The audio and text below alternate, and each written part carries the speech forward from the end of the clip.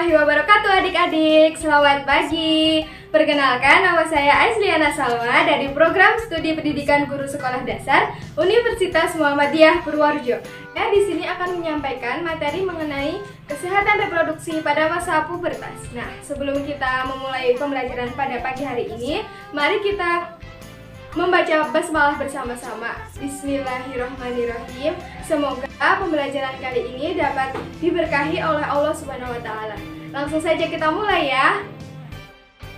Aku punya tubuh sehat dan kuat, lincah gaya gerak penuh semangat. Langsung saja kita mulai ke materi ya adik-adik.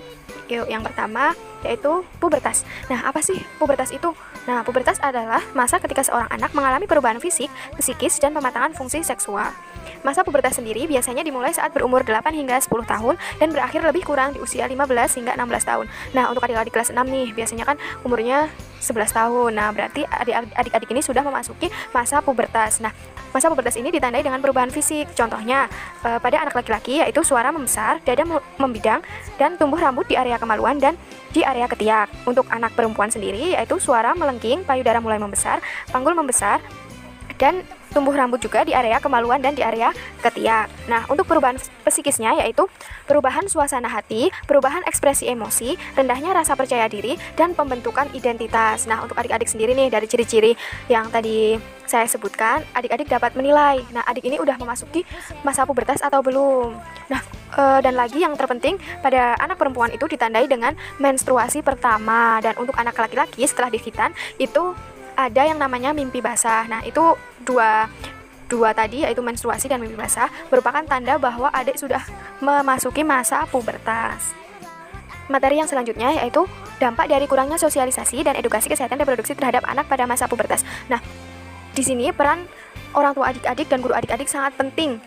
Pada masa pubertas ini, bagaimana cara menjaga kesehatan reproduksi, apa pentingnya, dan bagaimana caranya. Nah, karena jika adik-adik kurang memahaminya, nanti dapat mengakibatkan yang pertama, ada iritasi, ada jamur, dan ada penyakit seksual yang menular.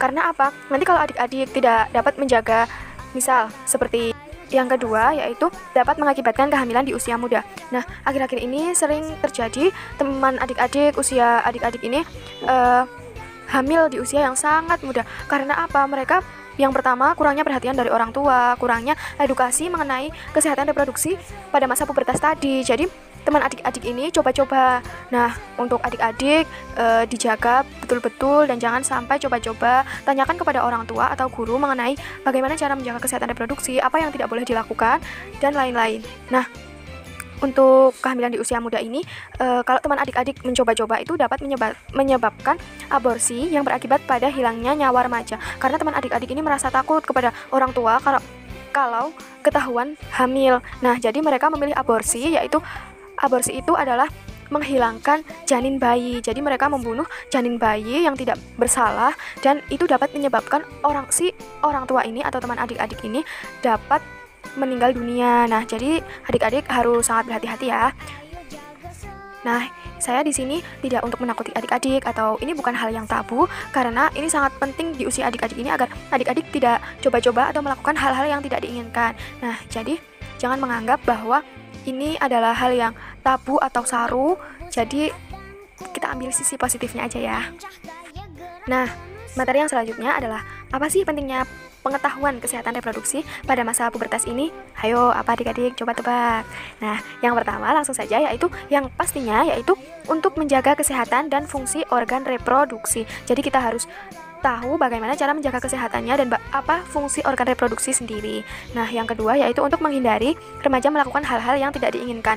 Dengan catatan, informasi yang didapatkan adik-adik ini adalah informasi yang benar terhadap pembahasan bagaimana caranya menjaga kesehatan reproduksi pada masa pubertas.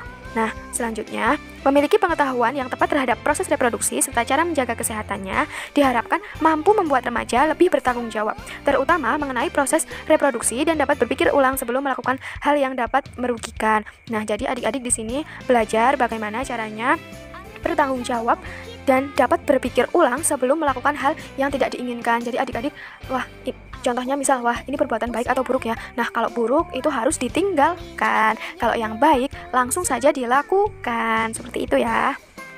Nah, untuk masalah reproduksi ini tidak hanya wajib bagi remaja putri saja.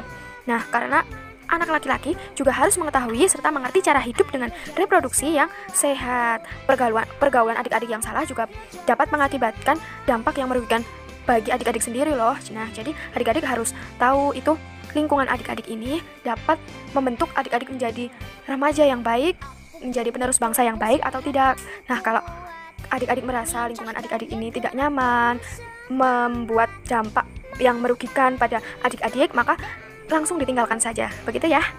Materi yang selanjutnya yaitu sebagai pengenalan terhadap kesehatan reproduksi dasar, adik-adik harus mengetahui beberapa hal di bawah ini nih. Nah, yang pertama yaitu pengenalan tentang proses, fungsi, dan sistem alat reproduksi.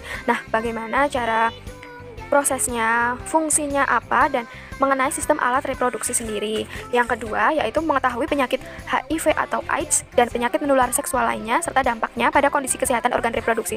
Nah, penyakit HIV AIDS itu apa, bagaimana cara menularnya, ini adik-adik harus paham dan betul-betul dapat mengetahui hal-hal yang dapat dihindari adik-adik. Yang ketiga yaitu mengetahui dan menghindari kekerasan seksual. Nah, apa saja yang tidak boleh dilakukan atau dipegang oleh orang lain mengenai badan atau tubuh adik-adik sendiri ini perlu adik-adik tahu. Jadi agar tidak terjadi kekerasan seksual, karena kekerasan seksual ini terjadi biasanya karena adik-adik tidak mengetahui informasi yang benar, dan adik-adik juga tidak mengetahui apa saja hal-hal yang tidak boleh dilakukan dan bagian-bagian tubuh mana yang tidak dapat dipegang atau disentuh oleh orang lain. Nah, karena adik-adik tidak tahu itu, maka adik coba-coba dan adik mikirnya ini boleh dipegang, ini boleh diapa-apakan. Nah, karena itu muncullah kekerasan seksual.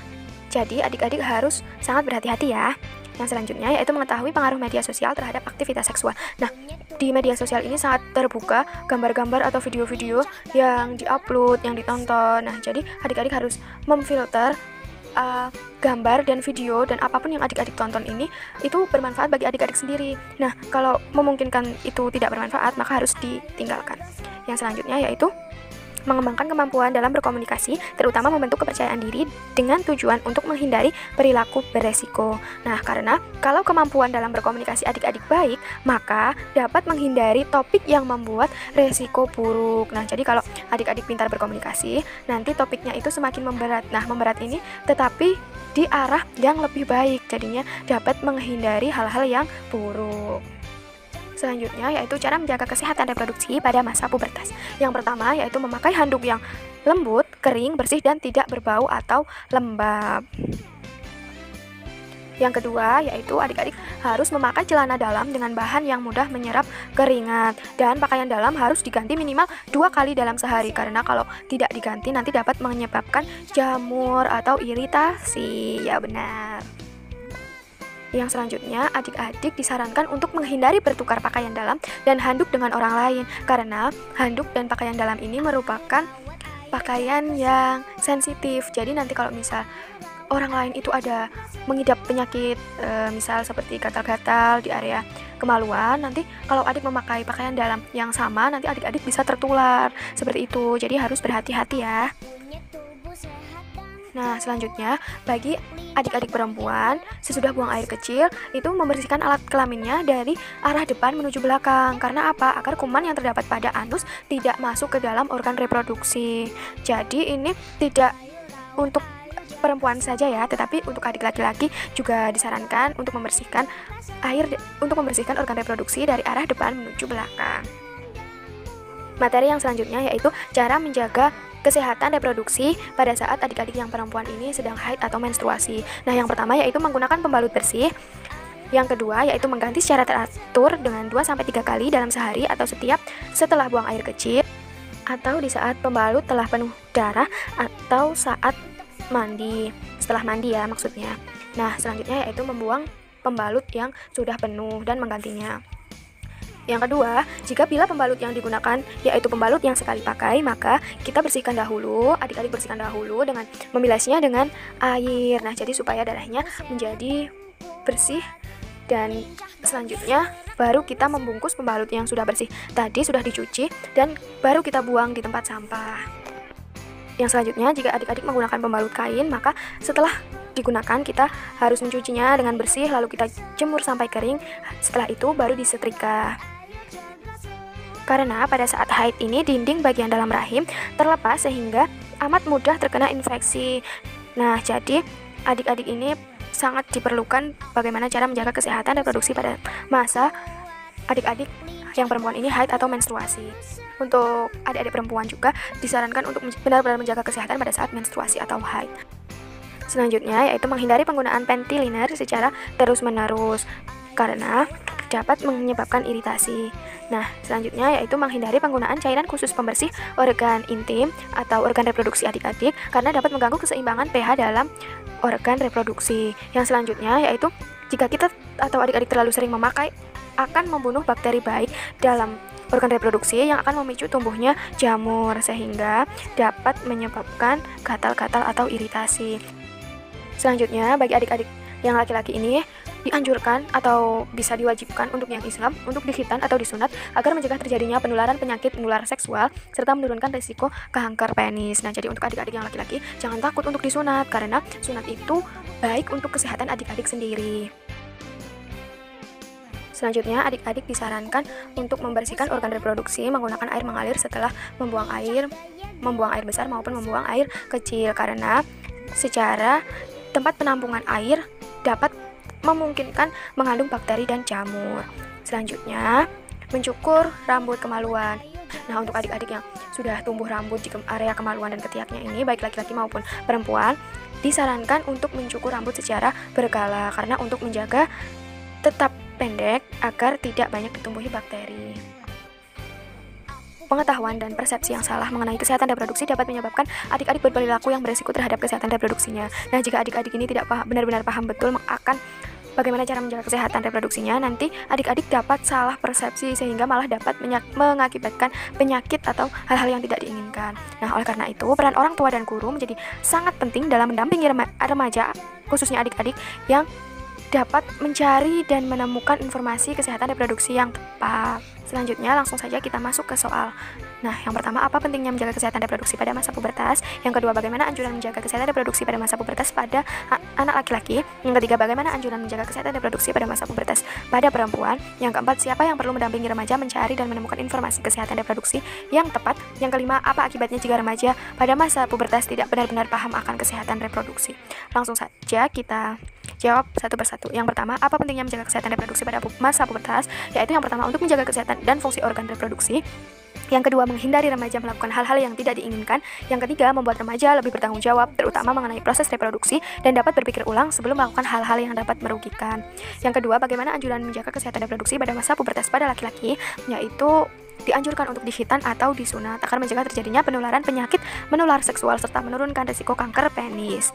Yang ketiga, anjuran menjaga kesehatan reproduksi pada masa pubertas pada anak perempuan, yaitu setelah buang air kecil membersihkan alat kelamin, yaitu dilakukan dengan dari arah depan menuju ke belakang agar kuman yang terdapat pada anus tidak masuk ke dalam organ reproduksi. Yang selanjutnya, siapa yang perlu mendampingi remaja atau adik-adik mencari dan menemukan informasi yang tepat terhadap kesehatan reproduksi, yaitu orang tua dan guru. Selanjutnya, apa akibatnya jika remaja pada masa pubertas tidak benar-benar paham akan kesehatan reproduksi, yaitu dapat mengakibatkan jamur, iritasi, dan penyakit seksual menular, kehamilan di usia muda, hingga aborsi yang berakibat pada hilangnya nyawa pada adik-adik atau remaja. Terima kasih adik-adik telah menonton video ini sampai selesai dan telah memperhatikan pembelajaran kali ini. Semoga pembelajaran kali ini dapat bermanfaat untuk kita semua. Kalau ada saran dari teman-teman atau adik-adik, silahkan tulis di kolom komentar ya. Mohon maaf apabila ada kesalahan. Syukran. Wassalamualaikum warahmatullahi wabarakatuh.